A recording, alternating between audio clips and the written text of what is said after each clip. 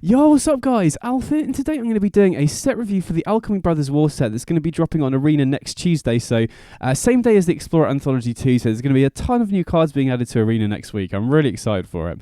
So this set is going to be legal in both Alchemy and Historic, so in this video I'm just going to go through all the cards in the set and talk about what I think of them both in the context of Alchemy and Historic. So let's just get straight into it here, starting off with by Elspeth's commands. So there's a 3-mana white enchantment, and at the beginning of combat on your turn, choose one that wasn't chosen during your last combat. Up to one target soldier perpetually gets +1/+1 and gains flying. Choose a soldier card in your hand. It perpetually gets +1/+1 and gains vigilance. And create a 1/1 colorless soldier artifact creature token. So in Alchemy, I have come across Azorius soldiers a few times. I think the deck seems like a pretty reasonable aggro deck. So this is a nice option there. I'm not really sure you want to be running it in the main deck. I think you have enough good aggressive options that you don't really want to slow down your clock by running this more grindy card. But I think this is a great addition for the sideboard of those decks. Specifically against matchups that are very interactive, maybe like mid-range or control. This seems like a decent option as just a way to allow you to play through the opponent's removal a little bit better. Now obviously the fact that you can't choose the same mode twice in a row is a drawback, but for the most part I think for 3 mana, creating a 1/1 and then giving a buff to the 1/1 and giving it flying, or buffing cards in your hand every other turn, seems like a pretty reasonable value engine. So in Alchemy, I think this could potentially see play in the sideboard of Soldiers decks. In terms of Historic, I very much doubt this is going to see play. I think Soldiers is potentially a deck in Historic because a lot of the humans are soldiers as well. Esper Sentinel, Thalia's Lieutenant, Ranger Captain of Eos are all soldiers. And you do have some nice options for soldier payoffs as well. You could still run Thalia's Lieutenant because almost all of your deck is going to be humans, but you've also got the 2-mana Soldier Lord that came out in Dominaria United. You've also got stuff like the Siege Veteran, which I think that's what it's called. It's basically a Luminarch Aspirant that also gives you 1/1 soldiers whenever any of your soldiers die, which nice protection against removal. So I think Soldiers could be a deck in Historic, but I don't think this card is going to see play there. You could potentially run it in the sideboard for grindier matchups, but there's so many good soldiers and humans that you could run in that place that I really don't think this is going to see play in Historic. But in Alchemy, I could see this in the sideboard of Azorius soldiers. And next up, we've got Norn's Disassembly, 1-mana enchantment, and you can pay one colorless and a white, sacrifice a historic permanent to seek a historic card. So this is a really cool card. I really like the design on this because, straight away when I read this, my first thoughts were just, how do you break this? What's the best way to build around this? In terms of Alchemy, my first thoughts with this card is you can use this as a way to turn artifact tokens into legendary cards. So if you have a deck that can produce treasure tokens or blood tokens or, Oni-Cult Anvil tokens, for example, and you run a small selection of legendary cards in your deck, you can basically just use this to turn all of your artifact tokens into the legendary cards. So, you could potentially run Mardu Anvil maybe, like the mana isn't great in the Mardu colours, but you could potentially run this in Anvil and run stuff like Shieldred, run stuff like Prosper, and then you can use this to just turn your Anvil tokens or blood tokens into a Shieldred, into a Prosper, into a Mishra or something like that. So that seems pretty appealing in Alchemy. In terms of Historic, my first thoughts with this was, kind of similar. You could use it in a deck that produces artifact tokens, and if there's a legendary card or just a historic card in general that you need to tutor as a combo piece, you could just run, 4 of whatever your legendary combo piece is, and then sacrifice your treasure tokens or whatever to find that combo piece. Now, I'm not sure if there is a combo where that would really be useful, but if there is a combo in future, say they release a legendary card that essentially acts as a 1-card combo, then this could be an effective way to find it. There are also some historic decks that are built around legendary permanents. Stuff like Kethis combo is full of historic cards, and you could potentially use this to sacrifice Mox Ambers to find historic cards, but I really don't think that's worth running. I think it's already, hard to fit everything that you want in the Kethis shell, and this just seems really, really slow for that deck, and that deck typically just wants to race to the combo anyway, so I'd be surprised if this sees play in Historic straight away, unless there's some combo that I'm missing, but in Alchemy, I could see the seeing play if you build around it, but again, I also wouldn't be surprised if this doesn't see play for a little while, but this is definitely one that I've got my eye on for future, especially in combo decks.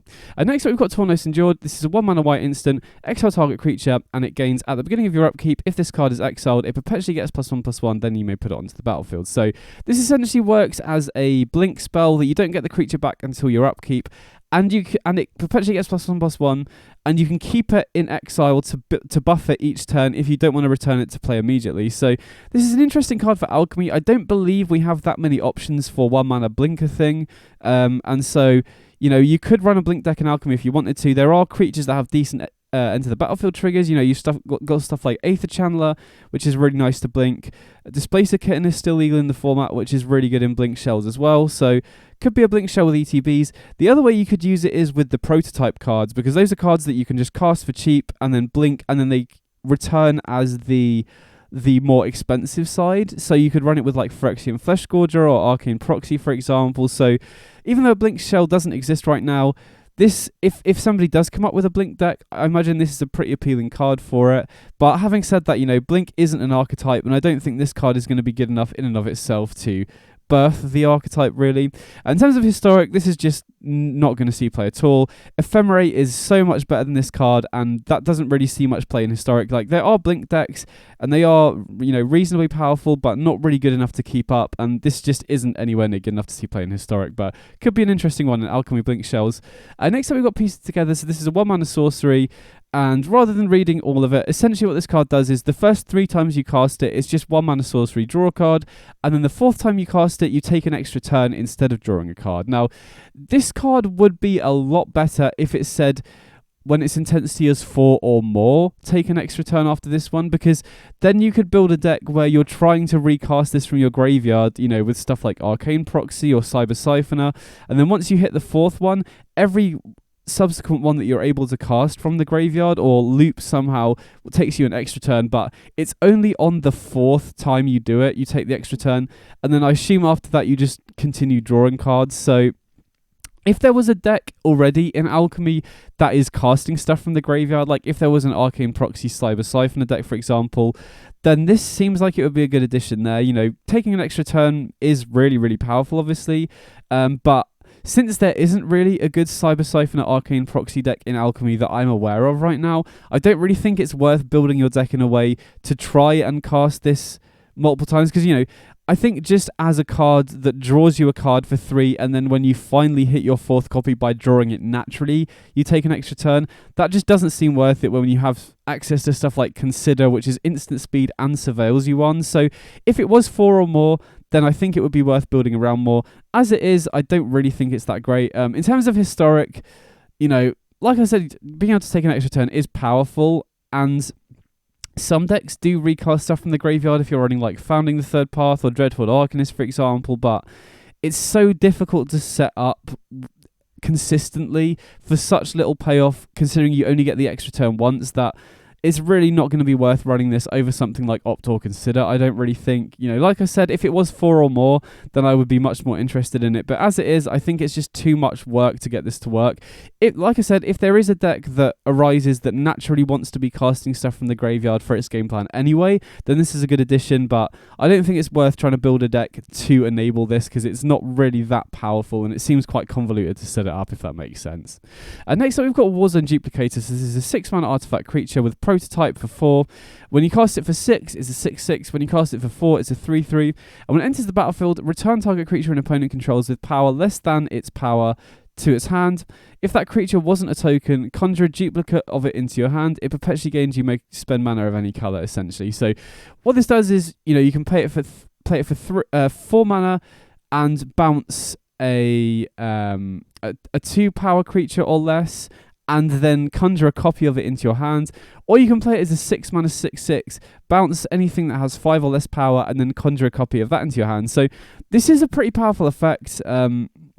I wouldn't be surprised that this sees play in Alchemy, because it is pretty reasonable on rate. Now the issue is that it is quite slow. 4 mana bounce a 2, like a creature with power 2 or less, isn't that good and is pretty contextual on what the opponent's doing. If you can get up to 6 mana consistently, this seems pretty good and will have a meaningful impact on the board. But there isn't really a deck that this naturally slots into right now, unfortunately. Maybe if there is a prototype blink deck, then this could be good. Play this for 4 mana, maybe blink something, and then use that, the Tawnos Endures maybe to blink it. Then it re-enters and bounces another creature, and then you conjure it into your hand. So if there's a deck built around prototype and blinking stuff, this might see play. But as things stand, I think it is of a decent enough power level that it could see play, but I don't think there's really a home for it right now. And then in Historic, I think this is just way too slow. Unless there's like a consistent way that you can cheat this into play that has a lot of good other synergies as well, then I don't really see this seeing play, because there's so many better creatures that you can cheat into play. And yeah, this effect is just way too slow for Historic. But I wouldn't be surprised if this sees play in Alchemy, but there's not really a home for it right now, so I'm not really sure. Next up, we've got Forgefire Automaton. So this is another prototype creature, 7 mana, 8/5, or a 3 mana 3/2. And at the beginning of your upkeep, return target creature card with power less than its power from your graveyard to the battlefield. Its base power perpetually becomes equal to Forgefire Automaton's power. Now, this card is really cool, and I definitely think this one has potential. So you can play it as a 3 mana 3/2 that just brings back cheap creatures from your graveyard every upkeep, which is a pretty decent engine, you know. If you're running a deck with a lot of naturally cheap creatures in it anyway, this seems very good just as a 3 mana 3/2 that you can sometimes cast as the 7 mana 8/5. You can also do some cool stuff with this as well if you're running clone effects, because most clones are 0/0s. So if you can get clones into the graveyard every upkeep, you can then clone the Forgefire Automaton and then, you know, get 2 triggers each turn. And there are a lot of creatures, you know, if you do go back to Historic, there are a lot of creatures that are cheap that are nice to bring back as well. You know, unfortunately, Agent of Treachery is still banned, but there's, you know, expensive creatures with low power that you can bring back with this. Now, I don't think that's going to be good. I think that's too convoluted to set up, but it shows you the ceiling of this card is very high. There's also some cheaper cards that are nice to bring back in general anyway. You know, if you're running like a sacrifice deck and you can repeatedly get back stuff like Unlucky Witness, or, you know, if you're playing Historic, you could get back Ravenous Squirrel. Now, I'm not sure this is going to be good enough for Historic, but it's definitely interesting, you know, especially if you're running a deck that is running a bunch of cheap creatures. Again, you know, a prototype Blink deck seems pretty good with this as well. If you can play this, blink it, get it back as an 8/5, and then get back other prototype creatures every single turn, that seems really good. So this one definitely seems like it has a lot of potential, and I wouldn't be surprised if this sees Historic play. Again, I'm not really sure there's a deck for it right now, but if there's a deck that is naturally running a bunch of cheap creatures, this could definitely see play because it is very powerful.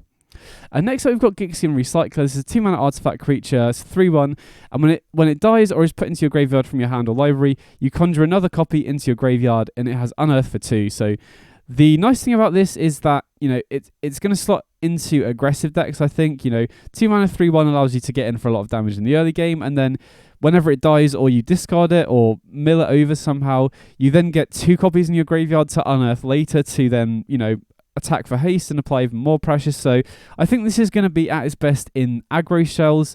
You know, if your deck also has a lot of discard synergy in it as well, you know, there's another card in this set that is pretty nice, or there's 2 cards actually, both in Rakdos, that actively want you to discard as part of the effect. So I could potentially see this seeing play in Alchemy in some sort of discard aggro deck. Even if you're not discarding, you know, playing this on turn 2, attacking with it, then it dies, you get 2 more to unearth later in the game, seems pretty good. And it's an artifact as well, so if you're a deck that cares about artifacts, you know, I don't think this is going to see play in Oni Cult Anvil, because there's a lot of better options. But if you're running a deck that cares about artifacts, then that's another upside of this as well. So I could potentially see this seeing play in Alchemy aggro decks. I just don't think it's powerful enough for Historic though, unfortunately. And next up, we've got Lonely End. So this is a 2 mana instant. Choose one. Target creature gets -3/-3 until end of turn, or remove 3 loyalty counters from target planeswalker.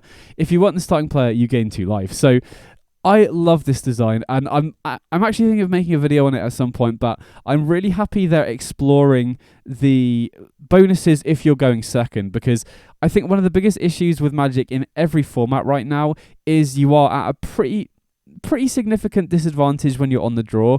So I really hope they continue printing cards like this that give you a bonus when you're going second. In terms of the quality of this card, it is a pretty flexible removal spell. You know, being able to hit creatures and planeswalkers is pretty nice, but I think in black specifically that we just have better options. You know, unless you actively care about killing planeswalkers, you have Go for the Throat, Infernal Grasp, and that's just in Alchemy alone. You know, obviously in Historic you have way better options as well. So I think this card is cool, and I really hope they continue exploring the, if you're going second, get a small bonus or whatever. But I don't think this is going to see that much play unless killing planeswalkers is particularly relevant because of the presence of stuff like Go for the Throat right now. Next up, we've got Penregon Besieged, I think that's how you say it. It's an enchantment. At the beginning of your end step, choose a creature with the least toughness among creatures your opponents control. It perpetually gets -1/-1, and whenever your opponents have no creatures, you sacrifice it. So this is another really cool card. I think this is an interesting one because you don't want to play it too early, kill one thing, and then it immediately dies. But if you play it later in the game, it's just going to be way too slow. So I think this, if it is going to see play, is probably going to be a sideboard card. Now, you'd want to run it against a deck with a lot of low toughness creatures. So, in Alchemy, there's the Onikal Anvil decks that have Blood Artist. They have Voldaren Epicure. They have the 1/1 tokens from Onikal Anvil. They have Bloodtide Harvester, which has low toughness as well. So, I think this could be a nice tech against Anvil decks potentially, or even like mono red decks in Alchemy have a lot of low toughness. You've got stuff like God, I can't remember any of the names of the card now. They're all escaping me. But you've got the 1/1 with double team.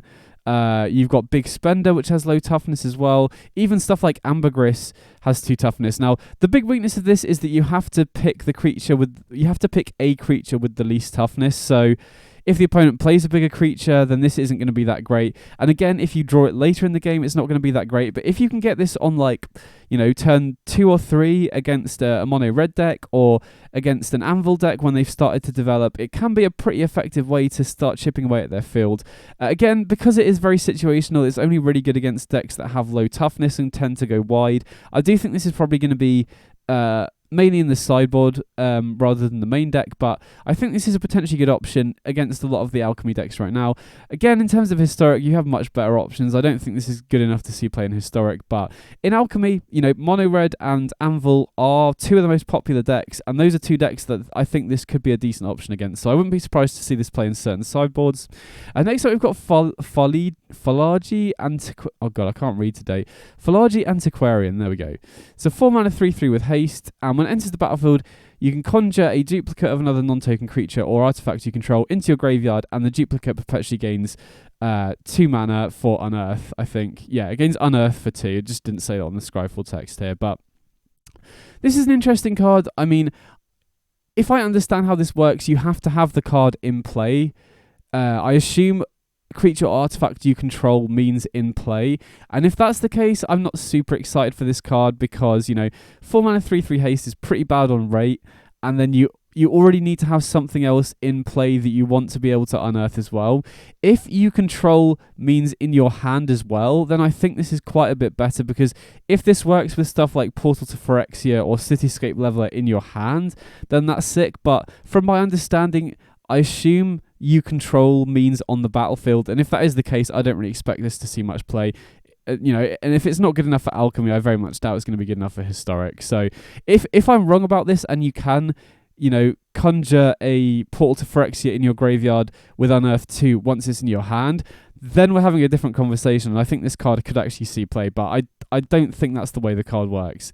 Next up, we've got Kayla's Kindling, which is a 5 mana enchantment. When it enters the battlefield, it deals 2 damage to any target, and at the beginning of your upkeep, you draft a card from its spellbook and exile it. So its spellbook is basically just full of mainly red interactive spells, but a few creatures.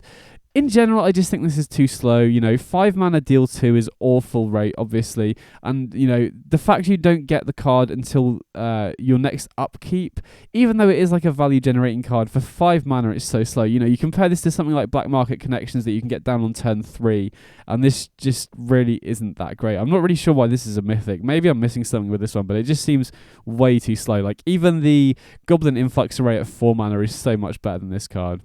Next up, we've got Tomakul Phoenix, which is a 3 mana 2/2 with flying and haste, and when it dies, it perpetually gets +2/+2, and at the beginning of combat on your turn, you may pay X in a red, where X is its power, and if you do, return it from your graveyard to the battlefield. So this is another interesting Phoenix card. 3 mana 2/2 flying haste is okay. Typically, we've seen that on Phoenixes in the past, like Phoenix of Ash, but this one doesn't seem as great as previous ones to me, really. Like, the fact that you have to pay a lot of mana to get this back, first time it dies, it then turns into a 4/4. You then have to pay 5 mana to get it back. Like, the main decks that would be interested in running this are mono red aggro, and they're typically decks that aren't really going to have access to 5 mana, or like, if they're relying on getting this back for 5 mana, it's usually, they would hope to have better stuff to do with their 5 mana, is essentially what I'm trying to get at here. So this could potentially see play in mono red, maybe, especially if the flying matters more. If the format evolves into more ground blockers, like you're struggling to get past only cult anvil stuff and you want more flyers, then I could potentially see this seeing play. But the fact that you have to pay a lot of mana to get this back, when the decks that want to play it typically aren't running that many lands, makes me think that this probably isn't going to be great. And considering I'm not sure it's going to see play in Alchemy, it's definitely not going to be good enough for Historic, unfortunately. Next up, we've got Argothian Uprooting, which is a sorcery that costs X and a green, and you put 2+1/+1 counters on each of up to X target lands you control. They each become 0/0 elementals with reach, haste, and when this creature leaves the battlefield, conjure a card named Forest onto the battlefield tap. They're still lands. So this is a cool card. I definitely prefer this to other similar cards I've seen. There's Sylvan Awakening, and the reason I really like this is, first of all, it gives your lands reach, which is interesting because it then allows you to block flyers. But the main bonus of this is that when the animated lands leave the battlefield, you get forests in their place. Because I think the biggest weakness of these sorts of cards that reanimate your lands is if the opponent uses removal spells or sweepers, for example, it's just a complete blowout and you lose access to a bunch of your mana. So the fact that the lands replace themselves when they die is really interesting to me. Now, I'm not really sure that's going to be a big enough upgrade for this card to see play. I don't really think there's a ramp deck in Alchemy, and I think there are just better ramp payoffs anyway. If you're ramping in green, you're probably more interested in playing Titan of Industry than something like this. So even though I think this is an upgrade on similar effects we've seen in the past, I don't really think it's good enough to see play, and there's not really a home for it either. And then again, same sort of thing, considering it's not necessarily good enough to see play in Alchemy, definitely don't think it's going to be good enough to see play in Historic. Next up, we've got Foundry Groundbreaker. So this is a 4-mana creature artificer. When it enters the battlefield, you sacrifice a land and then conjure 2 cards named Mishra's Foundry onto the battlefield tap. So this is another cool card, but again, I'm not really sure this is going to be good enough to see play. There are so many better things to do with 4 mana in Alchemy. If you're ramping, you can start ramping on turn 2. You have Settle the Wilds for 3 mana, which is a lot better as a ramp payoff. Now, the fact you do get 2 utility lands is pretty nice, but you lose one of your mana fixing lands. And, like I said, I just think there's just a lot better things to be doing for 4 mana. And if you're trying to ramp, I think, ramping on 4 is just too slow, really. Like, if you're running a ramp strategy, you want to be ramping on turns 2 or 3, and then you want your payoffs to be starting at 4, 5, 6 mana. So I'm not really sure this is going to see play in Alchemy, personally. And then again, same sort of thing. If it's not going to see play in Alchemy, it's definitely not going to be strong enough for Historic. Next up, we've got Sylvan Smite, 2 mana instant, put a +1/+1 counter on target creature. Target creature you control if you weren't the starting player, and then that creature deals damage equal to its power to target creature you don't control. So again, I'm super happy they're exploring this design of giving bonuses to the player going second.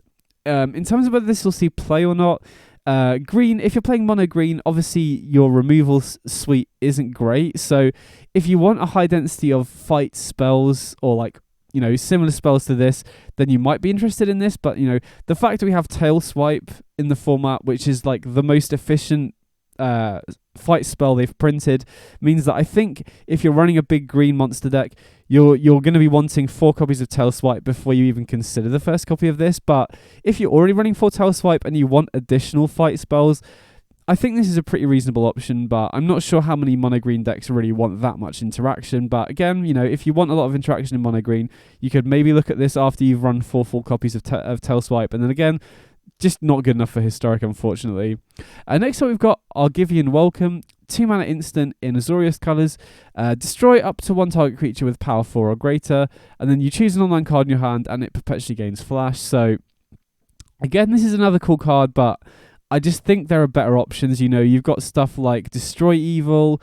You've got the other card that I can't remember the name of, but which gives one of your creatures indestructible or kills a creature with power 4 or greater. I think it's Valorous Stance or something like that. And I think the bonus of killing an enchantment or giving your creature indestructible is a lot better than just giving a card in your hand flash, unfortunately. And it's harder to cast as well because it's in 2 colours, so I don't really expect this to see play, unfortunately. Next up, we've got Crucias, Titan of the Waves, and this is one that I'm really excited for. So this is a 3-mana 3/3 in Rakdos colours, and at the beginning of your end step, you may discard a card. If you do, you create a treasure token and choose Ambitious or Expedient. If you choose Ambitious, you seek a card with greater mana value than the discarded card, and if you choose Expedient, you seek a card with less of a mana value than the discarded card. So, just on a base rate, if you're running a deck that wants to be discarding stuff, this just seems like a really good value engine anyway, especially in Alchemy, because you get the effect almost immediately. Obviously if the opponent uses a removal spell before you get to your end step, then you don't get it, but the fact you get it on end step rather than upkeep is a huge bonus. It ramps you straight away, and like I said, if you're a deck that wants to be discarding cards, if you're running Reanimator effects or you're running a lot of Unearth cards and you're getting value off discarding your card, then this is great. On top of that, you can discard lands to find non-lands, which is really good. And because you can choose one or the other, you could potentially build a deck in a way where you go heavy on your 2-drops and 3-drops, and you only run 1/4 of as a 1-drop and 1/4 of higher than a 3-drop. You can then guarantee that if you discard a 2-drop and you name, hold on, let me get this right. Ambitious? Oh no, if you name Expedient, then you get a 1-drop, and if you name the other one, then you're guaranteed to get the higher card. So you could build your deck in a way where you're guaranteed to get certain cards if you discard your 2 or 3 drops. And I already have a shell that the mana curve is pretty heavily skewed towards 2 and 3, so I'm definitely going to be trying this out there. In terms of historic, I think Madness is a deck that has been very close to being good for a long time now, and this is another really good potential option for that deck as well. Now, having said that, I think you already have really good 3-mana options for enabling your Madness. You've got Fable of the Mirror Breaker and Seasoned Pyromancer, which are 2 of the best Madness enablers in the format, so I'm not really sure this is going to edge those out, especially because it requires you to also run black, but it's definitely an interesting option, and I wouldn't be overly surprised if this does see play in Historic at some point. But in Alchemy, this seems like a really nice card if you're running a deck where you actively want to be discarding stuff. Next up, we've got Great Desert Hellion. So this is another 3-mana Rakdos card. It's a 5/5, starting intensity 1, and it has Menace. And at the beginning of your upkeep, sacrifice it unless you discard a card. And if you discard a card this way, perpetually increase its intensity by 1.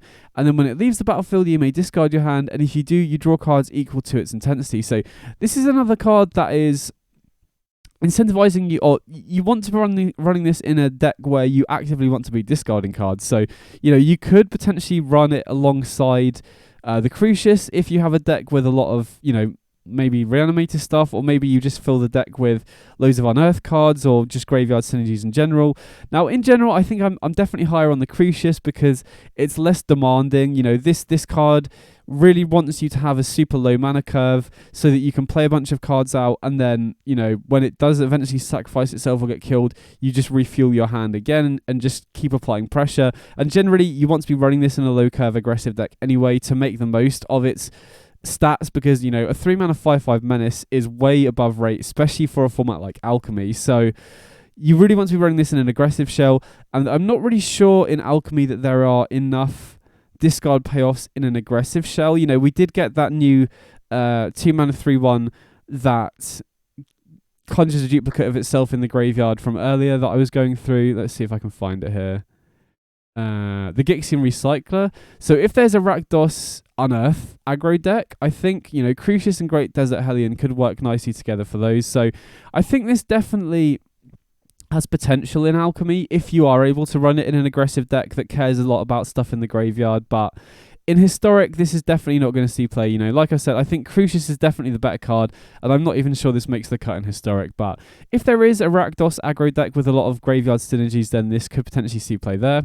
Next up, we've got Jarsyl, Dark Age Scion. This is a Gruul 3/3, starting intensity 1, and at the beginning of combat on your turn, you may cast a spell with mana value equal to its intensity from your graveyard without paying its mana cost, and if you do, perpetually increase its intensity by 1. So this is a really cool card. It's kind of reminiscent of Dreadhorde Arcanist a little bit, but my main issue with this card is that it says you can only cast the spell that has mana value equal to its intensity. If it said equal to or less than, I would be much more interested. But for this to work, you need to be able to cast a 1 mana instant or sorcery Sorry, it doesn't even need to be an instant or sorcery. It just needs to be any card. But you need to go 1 mana, then 2 mana, then 3 mana, which, you know, is going to be hard to set up, I think. You know, even if you've got a pretty evenly split curve, I think this is going to be hard to use consistently. If you could use, if it was equal to or less than, and you could go like 1 mana, 2 mana,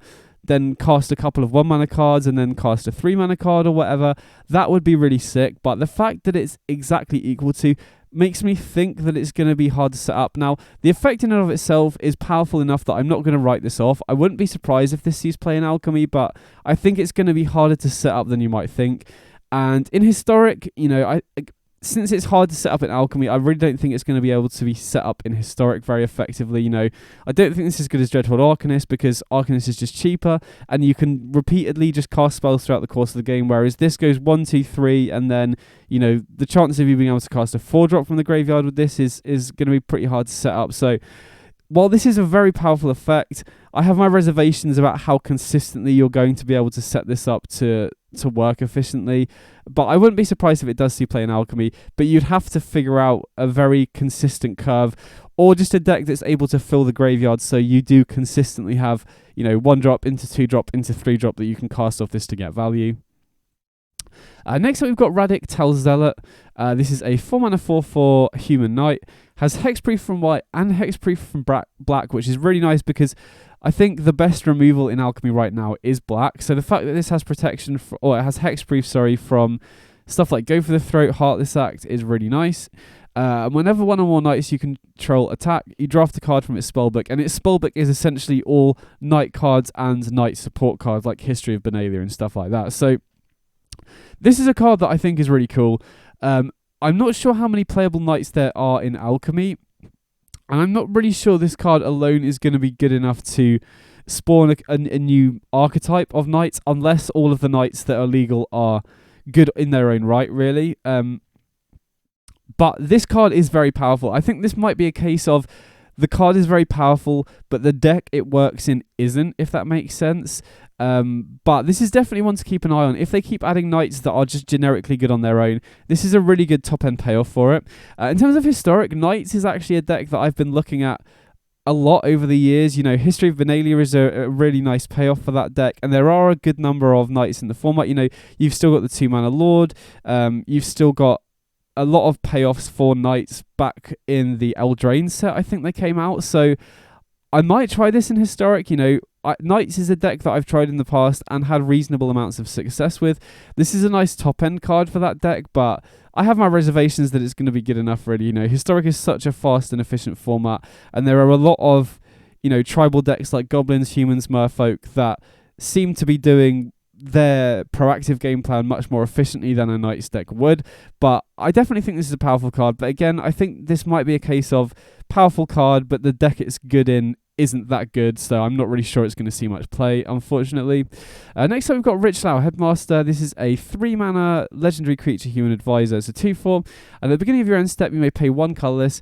When you do, target artifact in your graveyard perpetually gains this creature spell cost 1 less to cast. If it's a creature or a vehicle, it perpetually gets +2/+2, and put it into your library second from the top. So this is a really powerful effect, but again, I'm not really sure there's a great deck for it, to be honest. In Alchemy, there isn't really an artifact-centric deck in Azorius colours, so for this to be played in Alchemy, I think there would need to be a new archetype, really. In Historic, we do obviously have artifact decks. You know, Blue-White Affinity is one of the best decks in the format for sure, but I'm not really sure this makes the cut there at all. You know, I think a card like Emry is probably better, and Emry doesn't even make the cut in most of the Blue-White Affinity decks, so while this is a very powerful card, I'm not really sure there's a deck that exists in Alchemy. Now, again, with the recent artifact support and with the new cards that have come out in this set, there could be a chance that there, you know, is a new artifact deck in Alchemy. And if they keep printing artifacts with later sets throughout the year, I wouldn't be surprised if there is eventually an artifact deck and this becomes a part of it. But right now there isn't. I don't really think this is going to be good enough to spawn it. And in Historic, I really don't think this is going to be good enough to make the cut in a deck like Azorius Affinity either, so wouldn't really be surprised if this card doesn't see play for a little while. Next up we've got Rusko Clockmaker. This is a 4-mana 3/3. When into the battlefield, you conjure a card named Midnight Clock onto the battlefield, and whenever you cast a non-creature spell, put an hour counter on each permanent you control named Midnight Clock. Each opponent loses one life, and you gain 1 life. So Midnight Clock is basically a 3-mana blue artifact that taps for blue, and at the beginning of each player's upkeep, you put a clock counter on it, and then once it hits 12, each player... Oh no, I think it's just you, sorry. You shuffle your graveyard and your hand into your library and you draw 7 cards. So I think Midnight Clock is actually pretty underrated as a card. You know, it came out in Eldraine, so it got overshadowed by a lot of the other really powerful cards, but it is a pretty powerful card if you're in a grindy matchup, because, you know, it just has that inevitability that once you hit 12, you just get a completely new grip of cards and often just completely blow the opponent out on terms of card advantage. Considering Midnight Clock is 3 mana, for an extra mana, you get a 3/3 body that speeds up the Midnight Clock and gives you some extra drain when you're casting spells as well. So I wouldn't be surprised if this sees play in Alchemy, because I think Midnight Clock is pretty underrated. And I think, you know, if you're playing a control-ish deck, you could run this alongside Shieldred, and then when the Midnight Clock hits 12, you get to draw 7 cards and gain a bunch of life off the Shieldred as well. So I wouldn't be surprised if this sees play. Again, there isn't really a blue-black control deck in Alchemy right now that's any good anyway. And Esper, if you're running the mid-range deck, has so many good cards at the 4-mana slot already. You know, you already have like Lae'zel, you already have Inquisitor Captain, you already have Shieldred. And so I don't think this card is like anywhere near as good as those cards. But if you're running more of a control deck where you have a bunch of ways to trigger this with the non-creature spells that you're casting, and you really value the ability to just draw a completely new grip of cards, then this could potentially see play. In Historic, this is just going to be way too slow, but in Alchemy, if there is a blue-black control deck and you're already running 4 Shieldred and you want another 4-drop, I could potentially see this seeing play there. And then finally, we've got Yotian Courier. So this is a 2-mana Izzet creature. It's 2/2 with flying, and whenever it attacks, you choose one that wasn't chosen during your last combat. Either create a tap Power Stone token or seek an artifact card with mana value equal to the number of Power Stones you control. So I think this is a pretty generically powerful card. Generally, creatures that have to attack to get the bonuses aren't that great because they're so susceptible to removal. And I don't think the actual bonus you get for attacking with this card is that powerful, really. You know, if you're running an artifact deck, then it will be nice, but you know, the only really good artifact deck in Alchemy right now is only Coal Anvil, and you know, you wouldn't want to splash blue just for this. So you could go like, you know, maybe attack, get a Power Stone token, which Anvil isn't really that great at using anyway. Then the next turn you can get like a Blood Fountain or something. Then you attack and get another Power Stone token. Then you attack and get an Oniko Anvil. So unless there's a blue-red artifact deck already that wants to be acquiring Power Stones, like if there's a Power Stone deck that wants a high density of Power Stones, then I think this card is pretty good. You know, the fact it has flying helps a lot to mitigate the weakness of needing to attack, because if the opponent just has ground creatures, you can freely attack and get the effect off each turn. But this just seems like such a slow value engine unless you actively want a bunch of Power Stones, that I really don't think it has a good home right now, unless a Power Stone deck emerges out of nowhere. So next up we've got Patchplate Resolute. So this is a 3-mana 3/3 artifact creature soldier, and when it enters or leaves the battlefield, you get a boon with, when you cast your next creature spell, that creature enters the battlefield with an additional +1/+1 counter on it, and it has Unearth for 2. So obviously a 3-mana 3/3 isn't good on rate, but this also represents a potential 4 +1/+1 counters as well, which is pretty decent for 3 mana in Alchemy. Because you get it when it enters the battlefield, then when it dies you get another boon, and then if you unearth it you get another boon when it enters the battlefield, and another one when it gets exiled at the end of the turn as well. So it does represent quite a lot of stats for 3 mana. Now in terms of homes for this, it is a soldier, and like I said, Azorius Soldiers does seem like a pretty reasonable aggro deck to me. Now I'm not sure it makes the cut. I think Soldiers does have pretty good options for the 3-drop slot already. Siege Veteran is just much better than this in Soldiers in general, but if you're lacking at the 3-drop slot in a Soldiers deck, I could see this seeing play there. And additionally, you know, if there's a +1/+1 counter synergy deck, this could be pretty good there as well. Now I don't really think there is. There are some cards that work well with it. You know, you've got Tenacious Pup, you've got Kodama of the West Tree, you've got Kyrian Ranger, or whatever the 2-drop's called. So you could be like a green-white or a 3-color deck if you can afford the splash +1/+1 counter synergy deck. Now, I'm not really sure that's a thing, and I'm not really sure this card is going to be good enough to make that a thing, but I think that's probably the place it's most likely to see play, if it is going to see play. And then in terms of historic, this is just not good enough at all, really. You know, it's powerful enough on rate for alchemy, but historic is just so much faster. The bar is so much higher, and so I don't think this is going to see play in historic, unfortunately. Next up, we've got Melt Through. So this is a 1-mana red instant, deals 2 damage to any target, and if it's a creature, it perpetually gains as long as this creature is on the battlefield. Damage isn't removed from it during cleanup steps. So this is a really cool upgrade on Shock. Now, Play with Fire has already seen play in red decks that want this kind of instant speed 2 damage burn spell effect, and I actually think that this is potentially better than Play with Fire, because obviously the scry when you go face is very useful, but the fact that this enables you to more easily deal with bigger creatures because you can kill them over multiple turns seems like a bigger upside to me, because I think the biggest weakness, I think this is most likely to see play in burn, especially in historic, and I think the biggest weakness of these mono red decks is that they do struggle to deal with bigger creatures because they're reliant on damage based removal. And so the fact that this enables you to get this kind of Soulscar Mage-esque effect seems really appealing, and I do think this could be seen play with Fire. Now, obviously in Alchemy you already have mono red goblins and mono red aggro, which is kind of like a burn deck as well, and I think that this is going to see play with Fire. Personally, I think this is a better card because it does help with their biggest weakness, like I said. You could potentially run them both together if you wanted that many burn spells that deal 2 damage to stuff.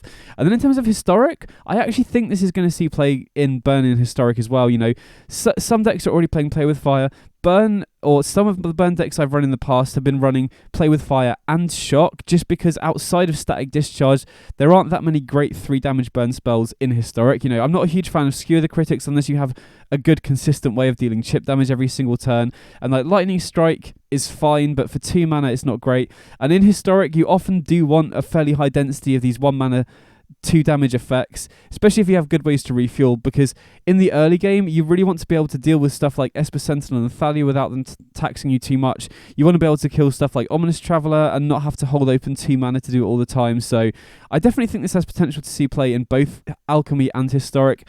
I personally think it's an upgrade over Play with Fire, but in decks like Burn you could potentially run them together, so I definitely think this one's going to see a fair amount of play, just because a lot of decks are already running Play with Fire, and I think this is potentially better, especially in mono red where you don't have great ways to deal with bigger creatures. And next up we've got Legion of Clay, which is a 4 mana enchantment. Creatures you control have trample, and whenever 1 or more non-token artifacts enter the battlefield under your control, creatures you control get +1/+1, or could perpetually get +1/+1, sorry.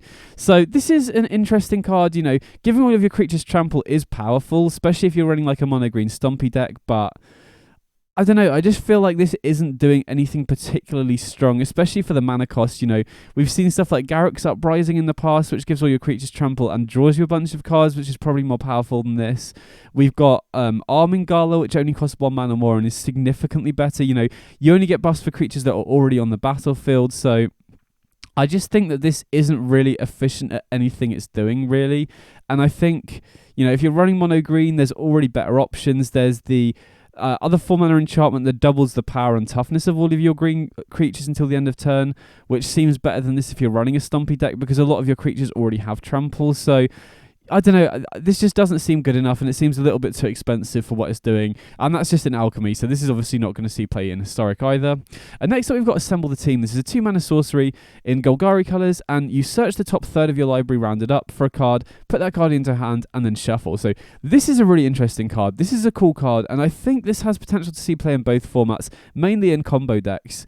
But I mean, just in general, you know, if you're a deck that has a small number of high impact cards, this could also see play there as well. But this is going to be really appealing in a combo deck that's running a lot of 4-ofs, because if you play this early in the game, the chances of seeing one of your 4-of is very high in general. I think I'm not sure on the exact percentage, but the chance of you finding something useful with this will be really high. So I definitely think this could see play in combo decks in both formats. Now, there isn't really a good combo deck in Alchemy right now that I'm aware of, and I'm not really sure what the best application of this is in Historic. You know, it's Golgari colours, so if you're running Sultai Ultimatum, this might be good, but that deck's really not that good right now.